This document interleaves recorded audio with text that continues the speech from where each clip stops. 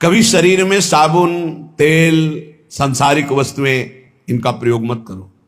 वैसे प्राय नहीं करते, मत प्रयोग करो।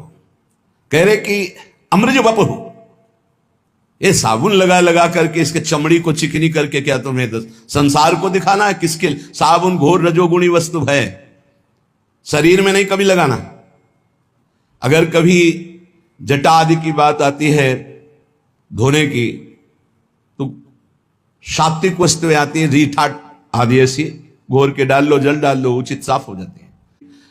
तेल का कभी प्रयोग ना हो तो कभी जू नहीं पड़ सकते, ध्यान रखना। कभी जटा में कोई कीड़ा नहीं पड़ सकता यदि आपने तेल का प्रयोग नहीं। किस बात का तेल का प्रयोग करना है? क्यों? चमड़ी चिकनी करनी है। अब तो भाई सेटिंग फेटिंग सब पता नहीं चलता है कि क्या साधुता है, क्या वैराग्य की पद्धति, क्या नियम, कुछ पता ही नहीं चलता है। ये जिनके पास मोबाइल हो, ये टच वाला, इस दुश्मन को छोड़ो। सत्संग के बहाने कुसंग नहीं, सत्संग सुनने के लिए और यंत्र रखो।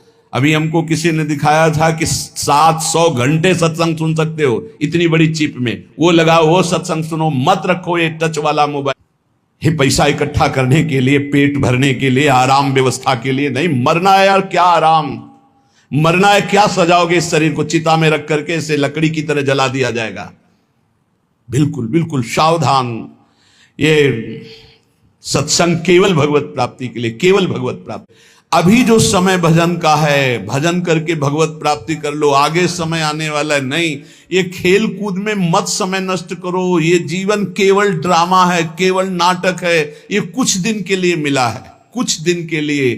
अगर इसमें भगवत प्राप्ति नहीं कर पाए तो किसी योनि में नहीं कर पाओगे, और अभी नहीं कर पाए तो अब ये तो समझ लो 4,32,000 वर्ष का कलयुग है, अभी 5,000 वर्ष है, आगे कर ही नहीं पाओगे। क्यों? ऐसा खान पान, ऐसा व्यवहार, ऐसी सच्ची कह रहे हैं सत्य मार्ग किन्हीं किन्हीं के दिमाग में है, नहीं सब गायब होता चला जा रहा है। भगवत तत्व की तरफ से तो बिल्कुल उदासीनता होती चली जा रही। कोई बिरले महापुरुष हैं जो केवल भगवत प्राप्ति के लिए इस मार्ग में चल। बहुत ही माया का प्रभाव बढ़ रहा है, आगे चलकर ऐसा ही हो जाएगा। इसलिए हमारी प्रार्थना है, उन्नति प्राप्त करो, अध्यात्म उन्नति प्राप्त करो। कुछ नहीं है ये संग्रह परिग्रह भोगने की वासना का त्याग कर दो। नहीं, ये रोज हमारा चिल्लाना कोई लाभ नहीं दे पाएगा। लाभ तभी होगा जब पहले तुम बदलो। जब हम तुम बदलेंगे तब हम हजारों को बदल सकते हैं, पक्का विश्वास करो। अगर हम तुम तेजो में नहीं होंगे तो हम परास्त हो जाएंगे। ये माया परास्त कर देगी। काम, क्रोध, लोभ, मोह, मद, मत्सर, एकदम घुन्न शून्य बनो, एकदम पागल जैसे बनो। अपनी चित्त वृत्ति को निरंतर भगवदाकार में रखो। ये इसलिए प्यारे, प्रमाद मत करो, इधर उधर मत भटको, खान पान में मत फंसो, भोग विलासिता में मत फंसो। प्रियालाल के चरणों का आश्रय लेकर निरंतर भजन करते हुए भगवत प्राप्ति कर लो। यही जीवन का सार है, यही महामहिमा है। नहीं, न जाने कितने भगवान के अवतार हो गए, आचार्यों के अवतार हो गए, हमारी दुर्गति नहीं बंद हुई।